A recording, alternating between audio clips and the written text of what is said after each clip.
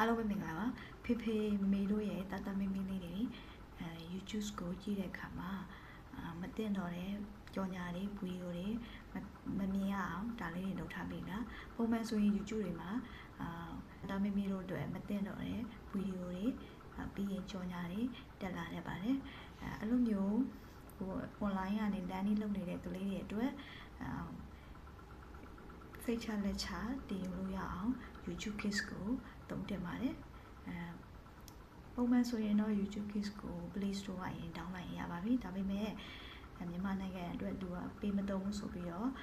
ပြောထားပါတယ်အဲ့လိုဆိုရင်ကိုက VPN ကိုဖွင့်ပြီးမှ YouTube Kids ကို Play Store ကနေ download ရပါတယ်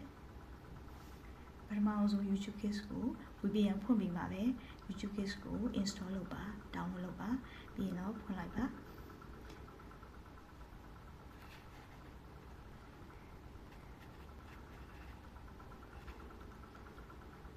Welcome to YouTube Kids. Get a grown-up self. အမကိုကလေးက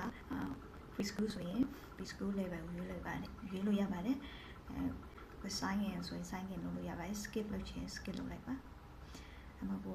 parents only ဆိုပြီးတော့ဒီမှာ enter the correct answer ဆိုပြီးဖြေရပါမယ်ကိုလေးလီpreschool အရွယ်လားဒါမှမဟုတ်ရင်ရန်လန်တာအရွယ်လားဒါမှမဟုတ်ရင် order 9နှစ်ကနေ12နှစ်ကြားတဲ့ဖြစ်နေပြီလား preschool ဆို preschool ရွယ်နေလိုက်ပါရန်လန်တာဆိုရင်5 to 8က online learning တွေလုပ်လို့ရမယ်ပြီး game တွေပါမယ်ပေါ့နော် order science နဲ့ပတ်သက်တာတွေဟို game တွေအကြောင်းတွေပါလာမယ်ဒါ9 to 12ကိုပဲယူကြည့်လိုက်မယ်ပြီးရင် guess select ကိုရွေးမယ် thenအဲ့ဒါလေးဖတ်ပြီးတော့ notice to parents ဆိုတဲ့ဟာလေးကိုဖတ်ပြီး agree လုပ်မယ်ခုဆိုရင်ရပါပြီဒီမှာကြည့်လို့ရပါပြီအမှတတမမီတို့အတွက်အချိန်တက်မှတ်ပေးခြင်းလည်းရပါတယ်အဲ့ဒါတော့ setting တွေကိုသွားမယ် setting တွေကိုဝင်မယ်ပြီးရင် setting က parents only ဆိုပြီးတော့မှန်ဖြည့်အမှန်ဖြည့်မှန်ကိုရိုက်ထည့်ရပါမယ်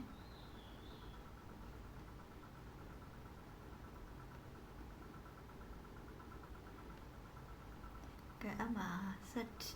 timer ဆိုပြီးတော့နေလိုက်ပါအမှ Google အတွက် what the time is at the end will lock ဆိုပြီးတော့ပြပါမယ်အမှကိုကနိုင်ဝက်ပေးသုံးကြည့်ချင်တာလားဒါမှမဟုတ်တနားရီပေးသုံးကြည့်ပါလား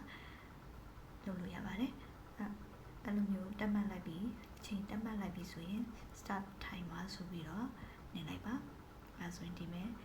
download မှာ60 minutes ဆိုပြီးတော့ရပါလိမ့်မယ်အတမမီတော့online ကနေစနစ်တကျဘေးကင်းစွာပညာတွေသင်ယူနိုင်ကြပါစေ